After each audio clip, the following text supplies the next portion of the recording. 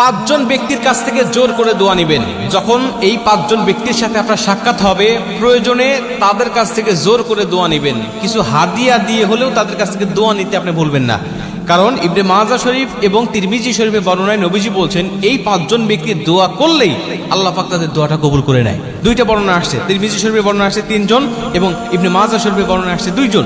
এই 3 জন আর 2 জন, এই 5 জন ব্যক্তি যখন কোনো ব্যক্তির জন্য দোয়া করে, আল্লাহ পাক তখন ডাইরেক্ট তার দোয়াটা কবুল করে নেয়।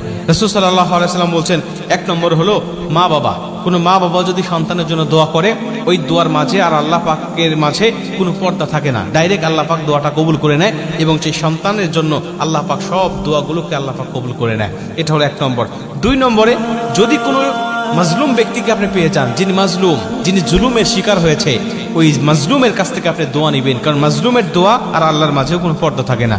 মাজলুম যখন দোয়া করে আল্লাহ পাকের কাছে, তখন ডাইরেক্ট আল্লাহ পাক তার দোয়াটা কবুল করে নেয়। মাজলুমের কাছ থেকে দোয়া নেবেন, প্রয়োজনে কিছু হাদিয়া দিবেন, তাও দোয়া নেবেন। 3 নম্বর হলো মুসাফির। কোনো মুসাফির ব্যক্তির দোয়া কখনো আল্লাহ পাক ফেরত দেয় না। মুসাফির যা দোয়া করে আল্লাহ পাক ঠিক সেই দোয়াটা কবুল করে নেয়। মুসাফির ব্যক্তি আল্লাহর কাছে এতই পছন্দনীয় ব্যক্তি যে আল্লাহ পাক তাদের জন্য 4 রাকাত বিশিষ্ট ফরজ নামাজগুলোকে 2 রাকাত করে দিয়েছে। তাদের যেন কষ্ট না হয়, তাদের যেন জুলুম না হয়, এজন্য আসরের নামাজ, ইশারের নামাজ, জহরের নামাজ, এই নামাজগুলো 4 রাকাত পড়তে আল্লাহ বলেন নাই, বলছে তুমি 2 রাকাত করে পড়ো। আল্লাহ পাক তাদের উপরে ইহসান করেছেন, দয়া করেছেন। অতএব এই মুসাফির ব্যক্তি যখন আল্লাহর কাছে দোয়া করে, তখন আল্লাহ পাক তাদের দোয়াটা কবুল করে নেয়। এটা হলো 3 নম্বর। 4 নম্বর হলো কোনো সাইম, কোনো রোজাদার ব্যক্তি যখন কোনো ব্যক্তির জন্য দোয়া করে, যা আপনি যদি দেখেন যে কোনো ব্যক্তি রোজা আছে, রমজান মাসে তো সব মুসলিমই রোজা থাকে, কিন্তু রমজান মাসের বাহিরেও দেখবেন অনেকেই নফল রোজা রাখে, বিভিন্ন দিবসে তারা রোজা রাখে, বিশেষ করে বৃহস্পতিবার, সোমবারে রোজা রাখে, অনেকে আয়ামে বীজের রোজা রাখে। এই রোজাদার ব্যক্তিদের কাছে যাবেন এবং তাদের কাছ থেকে দোয়া নেবেন। নবীজি বলছে, কোনো রোজাদার ব্যক্তি যখন দোয়া করে, সেটা হোক নিজের জন্য, হোক অন্য ব্যক্তির জন্য, আল্লাহ পাক তখন তার দোয়াটা ফেরত দেয় না, দোয়াটা কবুল করে নেয়।